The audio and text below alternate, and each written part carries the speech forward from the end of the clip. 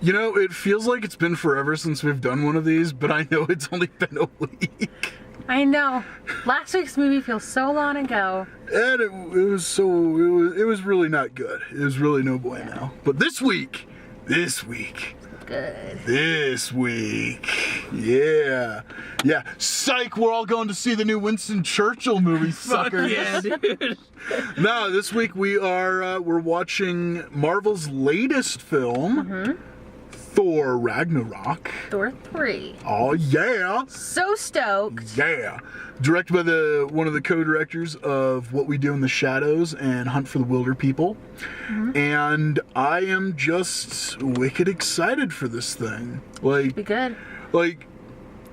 It would be different if it was more like Thor just hanging out on Earth, but it's like Thor in the darkest reaches of the galaxy fighting Jeff Goldblum. And it's like, okay, let's do this. And I think Nick, I think you and I have that same moment where we instantly fell in love with this movie when it's just like, you know, Thor unwrapping from the train, freeze frame. So I bet y'all wonder how I got here. And it's like, okay, no, we're good. And then beyond that, it's just like, oh my God, there's so many colors. There's, you know, music that appeals to me. I mean, Tessa Thompson's in it, and all you have to say is Tessa Thompson's gonna be something, and I'm like, sign me up. I'll watch that shit. Yeah, I don't know who that is, but yeah, I'm really excited for this. I'm excited that you're excited. Yeah. I'm excited. You guys are excited. So it looks like the gist of this movie is Cate Blanchett, who I assume is Lady Death. You would probably have more on this than I would. I think it's a combination of characters. Like, what Marvel the actual usually does. character of Death is supposed to be Loki's daughter. So I doubt that Cate Blanchett is going to be playing the Hela that is Loki's daughter. Especially given that she's significantly older than him in real life. Yeah, so I think it's probably going to be one of those things where they combine characters, and I bet that they will make Hela related to them somehow, but not a daughter. Yeah. So anyway, Cate Blanchett, it looks like she lays waste to Asgard. And in doing so destroys Mjolnir, Thor's hammer, and then Thor is captured by people and has to go fight in an arena and meets up with Hulk.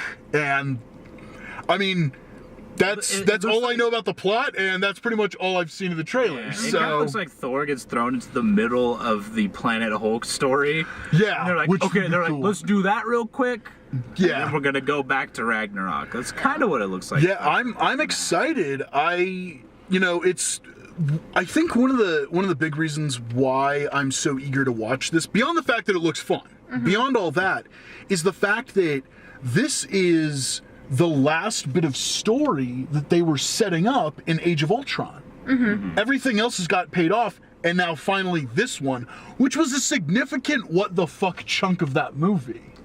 Yeah, well, I mean, it wasn't a huge part of the movie, but it was a hugely out of place part of the movie. Where like, oh, let's just show Thor in a cave, just getting real moist, getting real glistening. It's like we're gonna have a Chris on Chris battle, and we're gonna find out which one of these boys is sexier. Oh my god. Yeah. Apparently, bathing in baby oil.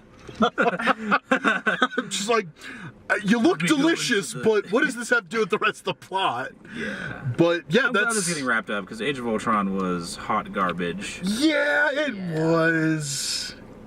It was a bit much. But this, I also like that. Even compared to like Civil War, this seems like it's going to be a much more focused story. And I feel like Marvel always does best when it's like singular, focused stories.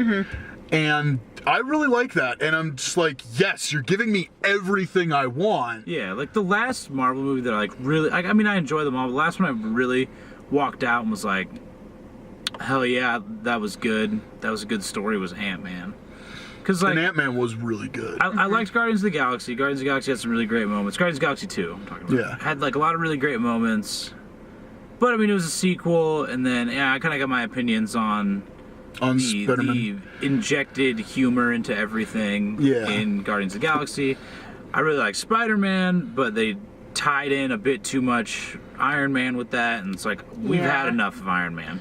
Yes, thank you. Someone else agrees. Yeah, and this he's so good in the role, but like like Tony Stark. The Tony Stark cameos are not getting better. It's like the opposite of Wolverine. Like every time you see Wolverine, people complain that he gets injected into a lot of stuff, but it gets better every time. All the stuff for Tony Stark, it's just like, oh, we're getting a more and more watered down version of Tony Stark, and that was my problem with Spider-Man. Doctor Strange was. I really like it too. The thing is, I like all these movies, but it didn't have like its own identity. It was very much like, oh, let's take the Iron Man story and just apply it to like a cosmic setting. And I liked it, but it had like the biggest waste of 2 villains.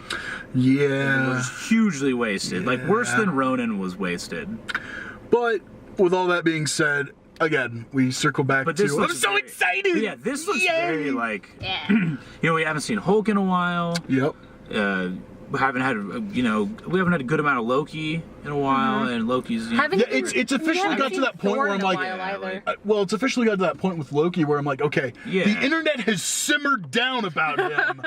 Now I'm ready for more of him. Until this movie comes out, and then the internet's just gonna go with it. Well, like Loki's a great character when used properly. Like in the first Thor movie, excellent. I was blown away by how good he was. He's definitely one of the more like multifaceted characters like in the Marvel Cinematic Universe. And he's played by easily one of the best actors that Marvel has working for them. And it's just like, all right, can we get some more with this guy? And other than technically Thanos, he's like the only like recurring villain. True. Yeah. Also, Hela's the first female villain too in any Marvel movie. That's true. I'm actually pretty sure. I don't think there's any. So that's pretty cool. Yeah, that is cool. Yeah, I mean, I'm sure she'll get killed off and we'll never see her again. Yeah. Because she's not Loki. Well, let's not worry about that. Let's worry about going in and see this movie. Yeah! So much has happened since I last saw you. I lost my hammer, like yesterday, so that's still pretty fresh. Woo, we're back, yeah. Woo! So, yay, we're back. I thought it was a good movie. What'd you think? Well, I too thought it was a good movie. What'd you think? It's my favorite Marvel movie. Yay, it's a good movie. Yay, go see it. Yay. Good review. Shortest review ever. That's it. No, we wouldn't be doing, I wouldn't be doing my job if I left it just at that. So yeah, Thor Ragnarok. Pretty damn good film. I mean, the plot was pretty much exactly what I thought it was going to be. Cate Blanchett in all of her beautiful glory is like, hey, Asgard's mine. Essentially tosses both Loki and Thor away. Thor lands on not a mining, scrap / like Gladiator planet. It's like a kind of It's like... And while there, he runs into the Hulk and finds out what the Hulk has been up to for a couple of years now. And so they have to work together with what was her name? Oh, I don't ever know if they said Tessa Thompson's character's name. They probably did. Valkyrie. So they have to get together with Valkyrie and escape the planet. And that's so that they can get back and fight Cate Blanchett's character, Hela. So that's the movie in a nutshell. And you know what? I think, I'm always a big fan of when it comes to, monster-sized blockbusters like this for a very simple story. Because then you can pack it in with all of this, spectacle and all of the comedy and all these other elements. And this worked. I really feel like it worked. I mean, first of all, I can't believe this is Taika Waititi's first major blockbuster. Like before this, he's done independent comedies and dramas that have all fared really well. Oh yeah, they've gotten rave reviews, but it's like he stepped in the director's chair and just owned it in a way that not many other directors of the Marvel films have managed to own it. Like the way that Taika has directed a lot of the action in this, I feel like he's got this incredible eye for it. And it's funny because in some ways I feel like he Zack Snyder's Zack Snyder. Because Zack Snyder, in a lot of his directing styles, he likes to go for really cool moments. It's got to look really cool, it's got to sound really cool.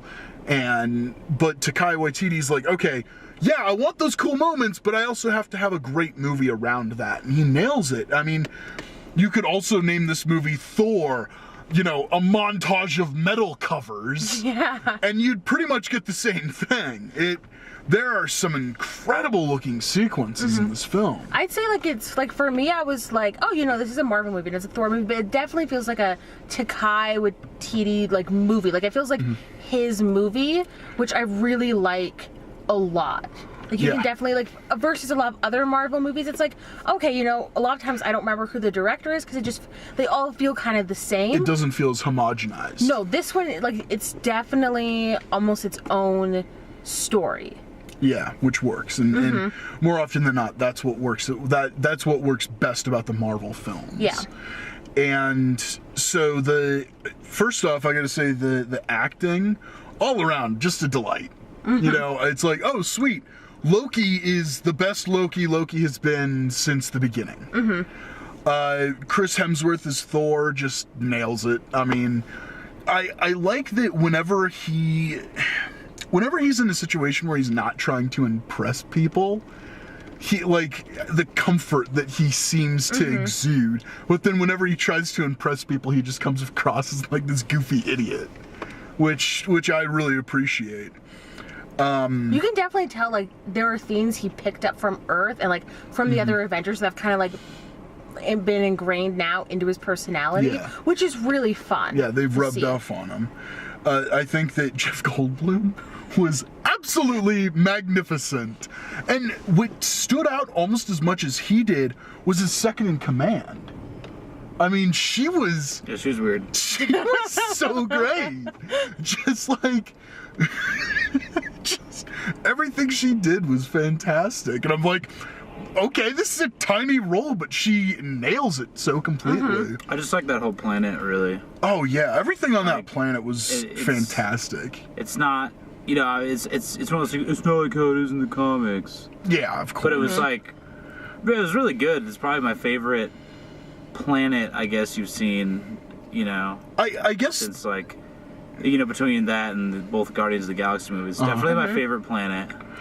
I gotta say though, I guess I don't know how much of a complaint I would call this, but I was so enjoying everything that was happening on Sakarr so much that anytime I would go back to Asgard, I was like, tonally this doesn't totally work. Because we're having this fun, we're punching each other around adventure, and then it's like, I am the god of death and I will ruin everything. It's it's sort of like Thor 2 in a way, where you have everybody talking about all this magic, fantastical land. Yeah. But really it's just another planet in a vast, extremely sci-fi universe. So, I mean, it kind of makes sense. Just given the kind of world they live in, but it is weird still. Yeah, and I feel like the fight itself, I like the climax and what they had to do to accomplish their goals. And I'm like, oh, okay, that's a little bit different than what we've seen, and I appreciate that, but I'm gonna leave it at that. But I think the writing was fantastic, acting across the board. Oh my god, this movie was gorgeous. Just the look of this film and how cool all the ships look. And it's great that it's okay, it shows off how expansive the sci-fi universe is, because I've never seen any of those same ships in any of the Guardians of the Galaxy movies. That's the thing I liked, is that the movie definitely drew on most Marvel movies before it without directly pulling characters and exposition from them. That's been my problem with Marvel movies lately, is the too many callbacks. Yeah. It's or the too much bringing in actors from other movies into your movie. I like Civil War, but Civil War was definitely Avengers 2.5 kind of thing. It wasn't really a big Captain America movie. Iron Man was almost just as big of a character in that movie.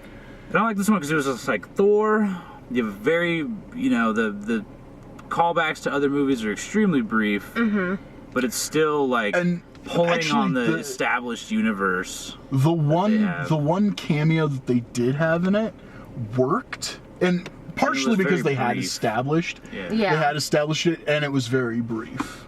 Yeah. And I did like it. It was funny. And I think and it kept the plot moving. All like the callback stuff was also just to like establish when this movie is taking place. So you have you're like, okay, I know when this is taking place and like where these people have been. Yeah.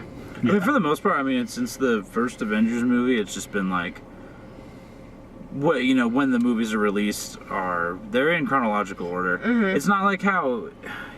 I don't know if you remember that. The only one that was weird. The only one that was weird was Guardians of the Galaxy, when it's like, oh, this movie is taking place when the first movie came out, because it took place in 2014. And it was like, okay, that's weird. But you are right. Apart from that, it's all been like, these have all taken place in the order they've remember been presented. Before the first Avengers movie, the timeline was really weird. Everyone was like, when did Hulk and Thor and Iron Man and Captain America, when did those all take place in relation to the Avengers? And it's a lot more like clear cut now, but I think the only reason why that was a little bit weird was because of what they did with the Incredible Hulk and Iron Man. But I mean, we're talking something that, and this is a thought I had right before the movie started, and my mind was just warped for the rest of the film. We're about 10 years into this shit. Yeah. I'm just like, wait a minute, we got 10 years worth of movies and mythology at this point. Holy crap. It's crazy. So anyway, the other thing that I thought was really nice and definitely deserves a special mention is the soundtrack and the score. It definitely had its own personality. Apart from even the use of the immigrant song, it definitely had its own feel and its own vibe. And I wouldn't even call it like 80s. It felt very 70s with the electronica that was used. And I thought that it worked incredibly well. It gave it its own flavor. And that's something that has been lacking in a lot of these films. I feel like a lot of Marvel movies, it doesn't feel like there's any good like music to it. It's just like, there's apart from like soundtracks. Yes, but except for like soundtrack stuff, it's just been like, whatever. But the scores are pretty weak. Yeah. But this one, Danny Elfman. But this one was good. Like they have, it's called like the Thor, like Thor's theme is what it is, and it's really good. And like I could recognize it when they played it. If I heard it again. Yeah, like if it were to play, I'd be like, oh, that's the Thor. It's kind of like the Wonder Woman thing. Yeah. It's like they kind of did that for Thor, which they don't really have that in any other. Other Avenger or anything. It's something that's been sorely lacking in all the movies. I feel like Black Panther will probably also have a really great audio signature. Just like the trailer. Based on the trailers, that's a good soundtrack. I don't know about original score though. I mean, we haven't heard any of the score. It's all just been. Well, let me say, I'm putting my hopes and dreams onto that one. I put a lot of hopes and dreams into Black Panther. Run the Jewels. They could just have like an RTJ. Speaking of which, I mean, I'm very looking forward to Black Panther. Just as a side note, that trailer. It's gonna be good. Yeah, and side note. Oh, The Last Jedi. Can't wait for you to come out. They showed that trailer too. Yeah. I'm just like, whew. I think we all need just like a bunch of cigarettes after you watch that. I know. After the trailer, I was like, oh, damn. Anyway, but Thor 3 was really Thor good. Trace. Yeah. It's like I said, it's probably my favorite Marvel movie. I just think everything works really well. Like there's a lot of comedy in it, but it worked. Like it's done right. I feel like, and the acting's great. Everything with Korg was amazing. so funny. Just like the piss off ghosts and everything. Peace off, guys. Piss off, guys. I really, really want, like, just as a personal note, I really want more Tessa Thompson because I love her character. And just like the little bit of background you get, I really, really like a lot. And just the whole scene was so good. Oh yeah, when you saw that, I was like, wow, this is awesome. Yeah, just like she's a goddess and amazing. And Cate Blanchett was so good and so evil. Yeah. Really good. I don't know. I just had a really fun time, and chances are I'll try and see this again in theaters. I definitely feel like it's worth it to watch it in the theater, just because there's a lot of like, I feel like the color is going to be a lot better to see on a big, huge screen than like on your TV or your computer at home. There are parts of this that I was like, maybe if this was done really well in 3D, this could actually look good in 3D. Yeah, or like if you saw it in IMAX. Yeah. I'm definitely bummed that it's almost guaranteed, not because of the plot or anything, but just because of the direction the Marvel Universe is going. It's almost guaranteed that we will never get another Thor movie like this. If we ever get another Thor movie.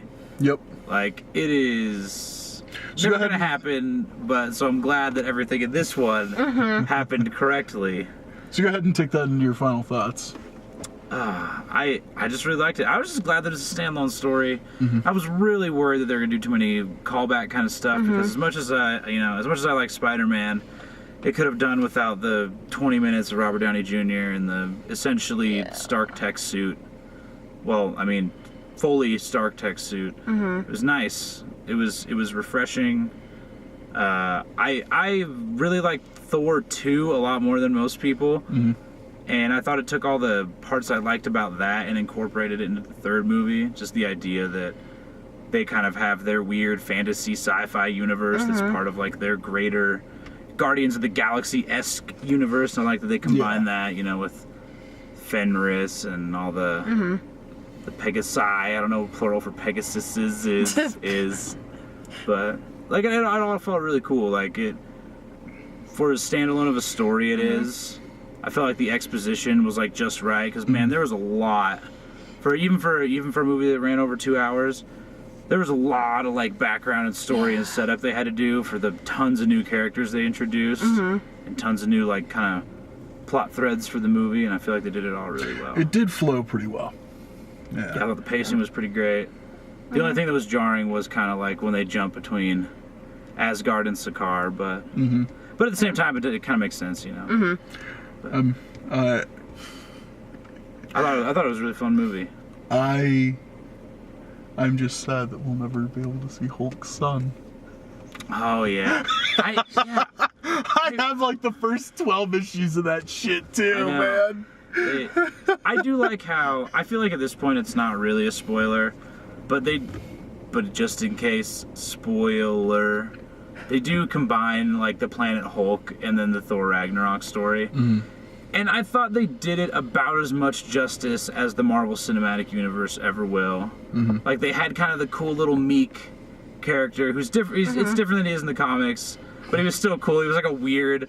He was like a weird like maggoty cephalopod. Is that some ectoplasm? Or you laying eggs? Yeah, I think those are eggs. That was good. Korg was fucking hilarious. And I think we already got our good Planet Hulk. The animated Planet Hulk is pretty good. So I feel like as far as big screen goes, they adapted that about as good as I could have hoped for not having its own movie. Yeah.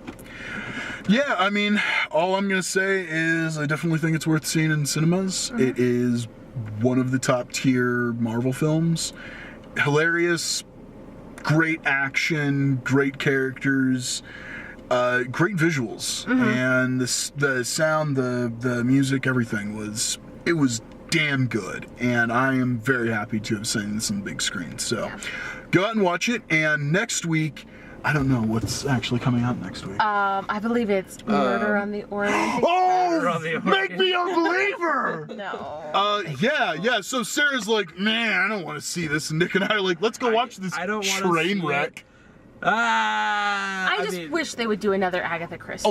Although I do think they're also putting out 3 billboards outside of Ebbing, Missouri, but I don't know if that's wide or if that's limited. I think it's limited right now. I hope that they just radically change the ending of Murder on the Orient Express, so when I go in there, I just have no idea what's gonna happen. That would be great. Spoiler alert! Everyone murders Perot. I'm the greatest detective. Oh shit! I didn't see this coming. Yeah. So I guess we'll see if that movie makes us a believer. Facebook.com/GlassHouseFilms, Twitter @GlassHouseFilms, and YouTube.com/GlassFilmsHouse. Thank you all for watching. Please like the video, subscribe to the channel, comment below. Tell me if you liked the movie, if you hated the movie, if you think that my beard needs to be trimmed a little bit, or if I can afford to keep growing it. Thank you all, and we'll see you next time. Bye.